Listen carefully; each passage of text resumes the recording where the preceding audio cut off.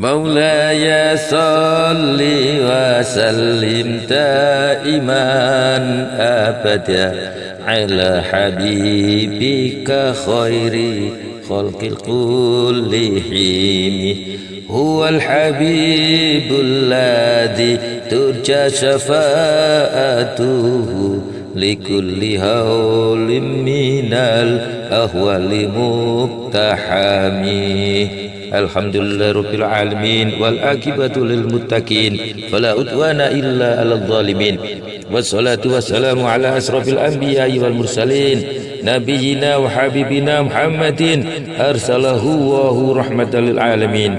Yang saya muliakan para kiai, para alim, para ulama, para sesepuh dan bini sepuh, dan tak lupa para pendengar di mana saja berada yang sempat mendengarkan kultum saya di saat ini. Hadirin hadirat yang dimuliakan Allah dan para pendengar di mana saja berada.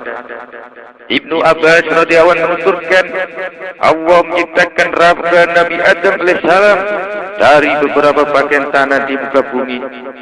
Kepalanya dari tanah Ka'bah, dadanya dari tanah pulau-pulau di seluruh penjuru bumi, punggung dan perutnya dari tanah India, kedua tangannya dari tanah bagian timur bumi, dan kedua kakinya dari tanah bagian barat bumi. Sedangkan Wahab bin Munabbih berkata, Allah menciptakan Adam dari tanah yang diambil dari 7 lapisan bumi. Kepalanya dari lapisan bumi pertama, lehernya dari lapisan bumi kedua, dadanya dari lapisan bumi ketiga, kedua tangannya dari lapisan bumi keempat, punggung dan perutnya dari lapisan bumi kelima, paha dan kuburnya dari lapisan bumi keenam, dan kedua betisnya dari lapisan bumi yang ketujuh. Dalam riwayat lain, Ibnu Abbas menyebutkan, Allah menciptakan kepala Nabi Adam dari tanah Baitul Maqdis, wajahnya dari tanah surga, kedua telinganya dari tanah Bukit Tursina, dahinya dari tanah Irak, giginya dari tanah Telaga Kausar, tangan kanan dan jari jemarinya dari tanah Ka'bah, tangan kirinya dari tanah Persia, kedua kaki dan betisnya dari tanah India, tulang punggungnya dari tanah gunung, kemaluannya dari tanah Babel yakni Irak, punggungnya dari tanah Irak, perutnya dari tanah Khurasan, hatinya dari tanah surga Firdaus, lidahnya dari tanah Taif, dan kedua matanya dari tanah Telaga Nabi sallallahu alaihi wasallam Al-Haud. Berdasarkan keterangan di atas, ada beberapa hikmah dari proses penciptaan raga Adam, yaitu yang pertama, karena diciptakan dari tanah Baitul Maqdis, maka kepalanya menjadi tempat bersemayamnya akal, kecerdasan, dan tutur kata. Karena diciptakan dari tanah Bukit Tursina Mesir, maka telinganya menjadi media menerima nasihat. Karena diciptakan dari tanah Irak, maka dahi menjadi anggota utama dalam bersujud kepada Allah SWT.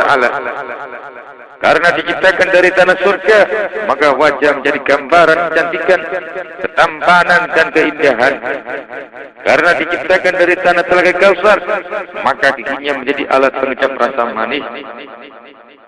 Karena diciptakan dari tanah Ka'bah, maka tangan kanan menjadi anggota tubuh yang biasa digunakan untuk menerima berkah, menolong sesama selama hidup di dunia, dan berbagi sesama, yakni bersedekah.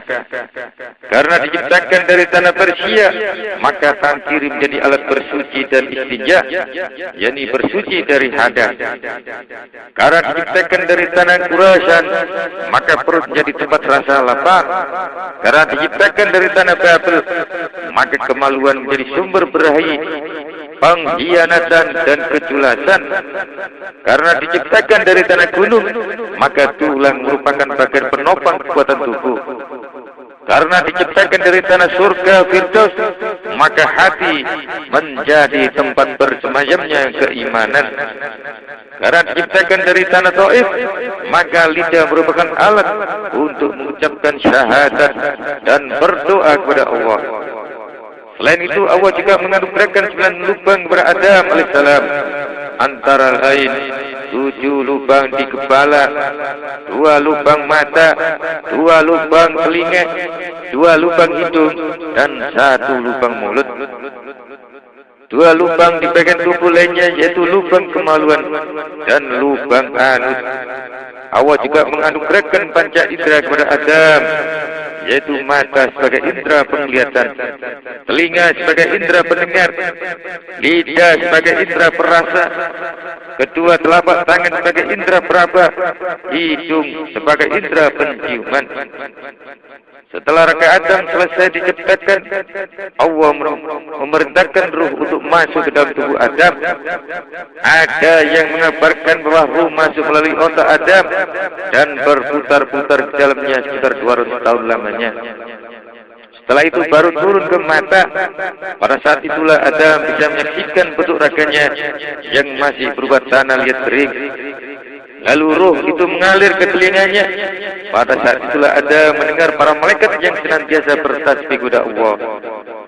Kemudian roh itu turun menuju lubang hidung. Ia pun langsung bersin-bersin. Begitu bersinnya terhenti, roh turun ke mulut dan lidah. Karena sudah mampu berbicara, Allah menuntun Adam mengucapkan kalimat Alhamdulillah. Allah pun menjawabnya dengan ucapan Yarhamuka Rabbuka ya Adam, Tuhanmu selalu merahmatimu ya Adam. Roh itu pun terus mengalir ke bagian bawah. Ketika sampai di bagian dada, tiba-tiba Adam mencoba untuk berdiri, tetapi tidak berhasil. Inilah yang kemudian menyebabkan Allah berfirman, "Makanal insanu ajula," dan adalah manusia bersifat tergesa-gesa. Quran surat Al-Isra ayat 11. Ketika ruh sampai di perutnya, Adam mulai merasakan lapar dan meminta makanan. Demikianlah proses perjalanan ruh masuk ke dalam raga Adam. Setelah ruh menyatu dengan seluruh bagian tubuh, maka bentuk raga Adam yang sebelumnya masih berupa tanah liat kering itu pun berubah menjadi kesatuan gumpalan daging, darah, tulang, dan otot-otot, tetapi belum terbungkus oleh kulit. Kemudian Allah membungkus raga tersebut dengan lapisan yang menyerupai kuku. Hari demi hari, raga yang telah terbungkus itu terlihat semakin sempurna dan rupawan. Seiring berjalannya waktu, Adam melakukan sebuah dosa. Allah pun menghukumnya. Pembungkus tubuh yang semula berupa kuku diganti dengan kulit. Namun ada beberapa bagian yang tidak berubah, yaitu lapisan pada ujung jari jemarinya, dengan tujuan agar Adam selalu ingat dengan bentuk awal tubuhnya. Setelah Allah menyempurnakan proses penciptaan Adam, meniupkan roh ke dalam jasadnya, melapisi tubuhnya dengan kulit, dan menutupinya dengan pakaian surga, maka Nur Muhammad bersinar terang, laksana bulan purnama menerpa wajahnya. Kemudian tubuh Adam diletakkan di atas sebuah singgasana yang dipikul oleh beberapa malaikat. Setelah itu Allah berfirman, "Wahai para malaikat, bawalah Adam beserta singgasananya mengelilingi langit, agar ia melihat berbagai keindahan dan segala sesuatu yang ada di dalamnya. Dengan begitu ia bertambah yakin akan kekuasaan dan kebesaranku."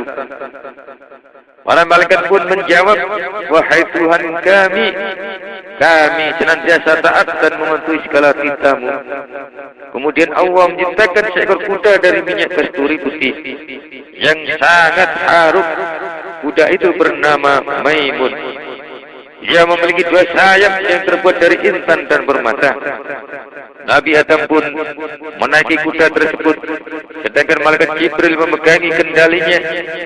Malaikat Mikail mengawalnya dari sebelah kanan, dan malaikat Israfil di sebelah kiri. Mereka pun berjalan membawa Adam mengelilingi langit sekitar 100 tahun lamanya. Setiap kali berjumpa dengan malaikat, Adam selalu menyapa mereka dengan ucapan Assalamualaikum. Mereka pun menjawab Waalaikumsalam. Kemudian Allah berfirman kepada Adam, wahai Adam, kelak itulah ucapan salam penghormatanmu dan seluruh kaum muslimin, kaum mukmin dari keturunanmu kepada sesama mereka sampai datang hari kiamat. Demikian sedikit apa yang bisa saya sampaikan, mudah-mudahan ada guna manfaatnya. Ihdinas siratal mustaqim.